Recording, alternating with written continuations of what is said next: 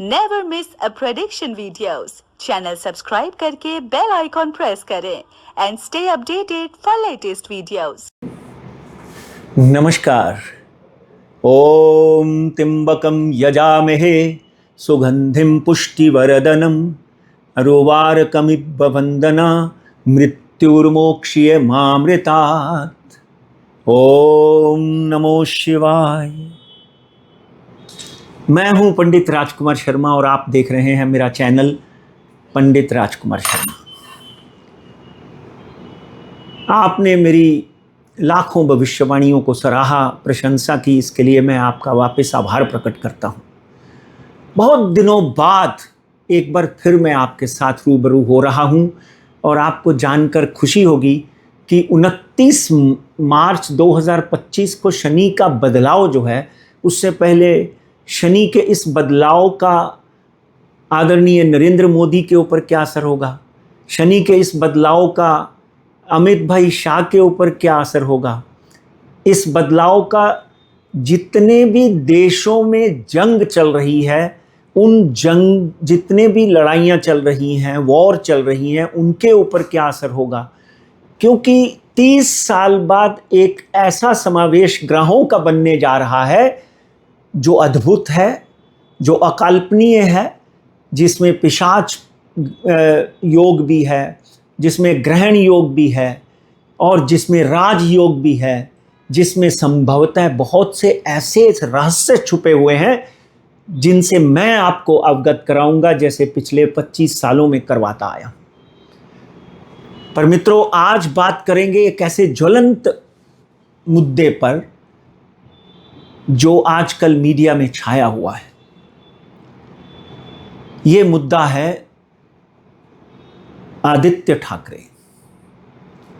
आदित्य ठाकरे एक ऐसे केस में घसीटे जा रहे हैं।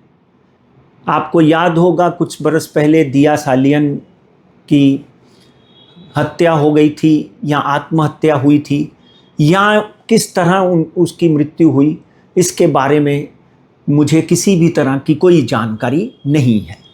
मगर आज मैं अपनी उन्हीं दिनों की एक भविष्यवाणी को दोहराना चाहता हूं। अगर आप पंडित राजकुमार शर्मा और आदित्य ठाकरे देखेंगे तो उन दिनों मैंने एक भविष्यवाणी आदित्य ठाकरे के ऊपर की थी कि आदित्य ठाकरे का इसमें क्या इन्वॉल्वमेंट है या नहीं है। मगर आज ये विषय फिर जो है वो उभर कर सामने आया है। हर चैनल के ऊपर उनका नाम लिया जाता है, न्यूज़पेपर में नाम लिया जाता है, कई तरह की इंक्वायरी दिया सालियन की मृत्यु के ऊपर ठहराई गई है कि आदित्य ठाकरे जो हैं इसमें इन्वॉल्व थे। मगर यहाँ पर मैं तो सिर्फ ग्रहों की बात करता हूँ, 27 नक्षत्रों की बात करता हूँ, 12 राशियों की बात करता हूँ, उन एनर्जीज की बात करता हूँ जिसमें आपका जन्म हुआ होता है और उस जन्म के आधार पर आप रंक या राजा बनते हैं। मैं बार बार अपने शोज में कहता हूँ कि भाग्य जायते सर्वदा न पुरुषं न कौशलम, भाग्य से बड़ा जीवन में कुछ नहीं होता। एक कार्टूनिस्ट बाला साहब ठाकरे बन जाता है और एक रिक्शा चलाने वाला चीफ मिनिस्टर बन जाता है, तो इसमें क्या है? इसमें भाग्य है। तो आज आदित्य ठाकरे की कुंडली की बात करते हैं। 13/6/1990 सुबह 5:50 यानी 12 तारीख की रात सूर्य अभी तक उदय नहीं हुआ था। इसमें एक बड़ी सुंदर बात आपको मैं आदित्य की कुंडली में बताता हूं। उनकी मकर राशि है, श्रवण नक्षत्र है। मकर राशि का स्वामी शनि है और पिछले 7.5 सालों में मकर राशि के ऊपर साढ़े सती चल रही थी। मैंने आपको बोला ना कि शनि का ये बदलाव बड़े बड़े लोगों को राजा बनाएगा, बड़े बड़े लोगों को राजभंग योग करवाएगा और बड़े बड़े लोगों को तकलीफ में भी डालेगा। मगर आदित्य ठाकरे की कुंडली में मकर राशि श्रवण नक्षत्र है। मित्रों, याद रखिए इस विषय को, इस बात को भूलिए नहीं। और लगन क्या है? लगन उनका वृषभ है, जिसमें सूर्य और बुधादित्य योग बनाकर बैठे हुए हैं। दूसरे घर में गुरु है और अगर उनकी कुंडली में शनि की प्लेसमेंट देखें तो शनि उनका मकर राशि में बैठा हुआ है। इसलिए साढ़े सती के मध्य वो मिनिस्टर बने, 2 बार जीत कर आए, उनके पिताजी चीफ मिनिस्टर बने, मगर यहाँ पर इस वक्त अगर मैं बात करूं कि आदित्य ठाकरे की कुंडली में शनि, राहु, चंद्र, देखिए डेफिनेटली शनि और चंद्र और राहु और चंद्र एक ग्रहण योग भी बनाते हैं। उनके नवम स्थान के ऊपर यानी उनके भाग्य स्थान के ऊपर ये ग्रहण योग है, मगर शनि प्रबल होने की वजह से शनि की कोई और ये ग्रहण योग जो है ये काफ़ी सौम्य हो जाता है, इसके बहुत बड़े खतरनाक प्रभाव नहीं होते। और यहाँ ग्रहों की बात करें तो शुक्र इनका द्वादश भाव में है, एकादश भाव में इनका मंगल है, और इस वक्त इनकी कुंडली में गुरु की महादशा चल रही है। गुरु इनका दूसरे घर में बुध की राशि में नीच जरूर हो जाता है, मगर गुरु जो है वो जेल नहीं करवाता। गुरु जो है आपको समस्याओं से डेफिनेटली उलझाए रखेगा, मगर एक बात ध्यान रखिए, इस वक्त शनि जो है 29 तारीख को अगर इनकी राशि चक्र बनाते हैं तो इनके तीसरे घर में शनि, सूर्य, राहु और मंगल जो है वो, सूर्य जो है वो बदल जाएंगे। 5 ग्रहों का यहाँ पर बुध, 5 ग्रहों का समावेश होने वाला है। और गुरु जो है इस वक्त शुक्र की राशि, मतलब इनकी जो राशि चक्र बनाते हैं तो गुरु इनका शुक्र की राशि पंचम स्थान पर आया हुआ है, जो उच्च का होता है। गुरु और शुक्र मित्र भी हैं, क्योंकि हेमकुंद मृणालाभम दैत्यानाम परमम गुरु सर्वशास्त्र प्रवक्ता नाम तम भार्गव प्रणमाम्यहम्। तो गुरु कौन है? शुक्राचार्य भी गुरु हैं, और गुरु अपने आप में भगवान विष्णु भी हैं।